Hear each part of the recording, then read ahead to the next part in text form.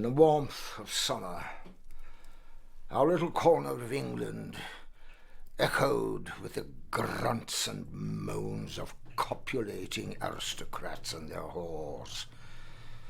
The air tainted with the aroma of spilt wine, the scent of rose petals, and the fetid breath of Gallic Jacobean and colonial spies. In truth, a mockery of everything expected of our nation's elite.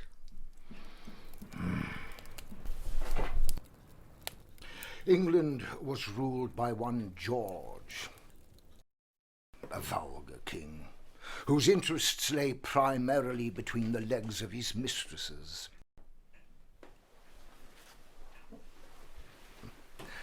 Whilst in the back streets of his domain, Jacobites conspired to wrest back the crown. And across the water, American colonists clamoured for representation and vociferously demanded to be rid of the crushing burden of George's taxation.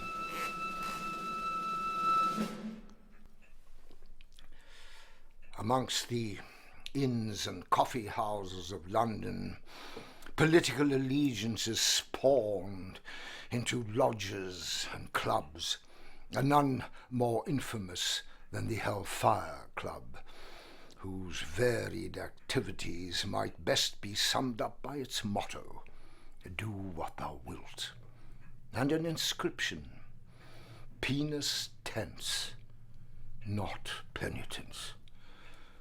I ask you, this was the world of Francis Dashwood, the founder of the Hellfire Club, and his colonial chum, Benjamin Franklin. Who knows what intrigues and assignations they were party to in those far-off days? Well, I do. You see, I was there. And now I'm here to sketch in the odd detail of these two gentlemen, whose actions moulded the world for centuries to come.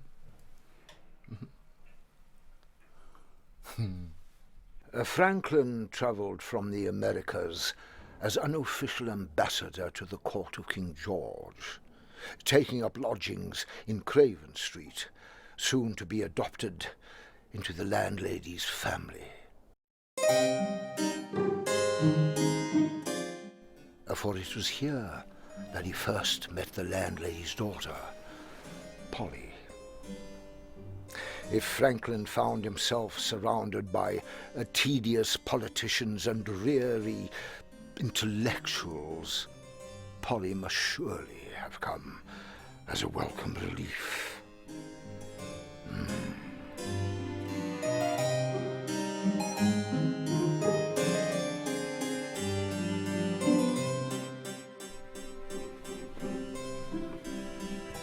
Some of Franklin's habits were perhaps unusual. Whilst a religious man, he loved poking fun at intolerance and pricking the bubble of pomposity. On warm summer evenings, he might be found sitting naked in the upstairs window of his London home, much to the amusement and doubtless concern of some passers-by.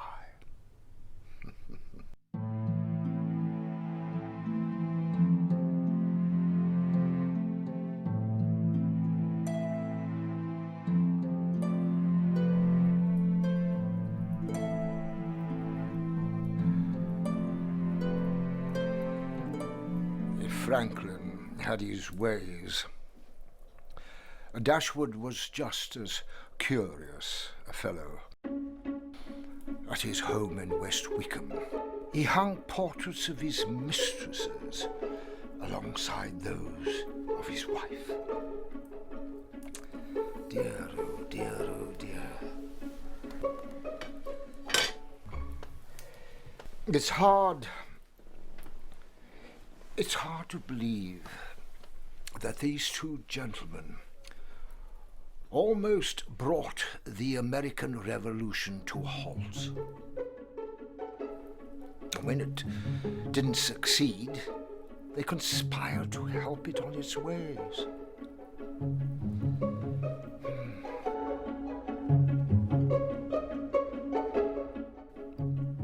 Another player in this saga was Charlie, the bonny prince, a boorish, alcoholic wife-beater who was tempted into visiting the Hellfire Club by the lavish occult ceremonies, along with his whoring and drinking and whoring. The indiscreet whisperings of this buffoon into the ears of Hellfire whores gave rise to the rumour that a quantity of Jacobite gold lay hidden somewhere in London.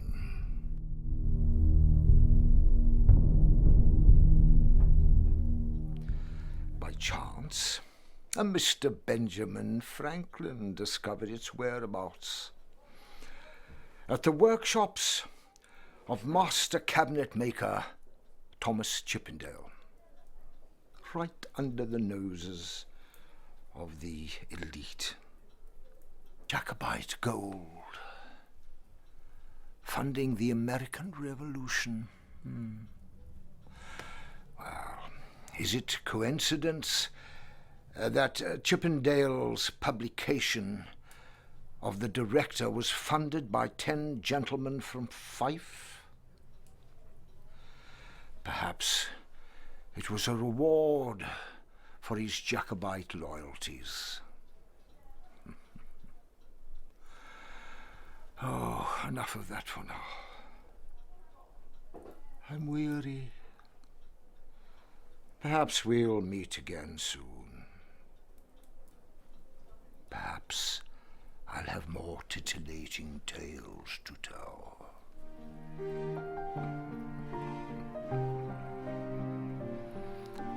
Tales to tell.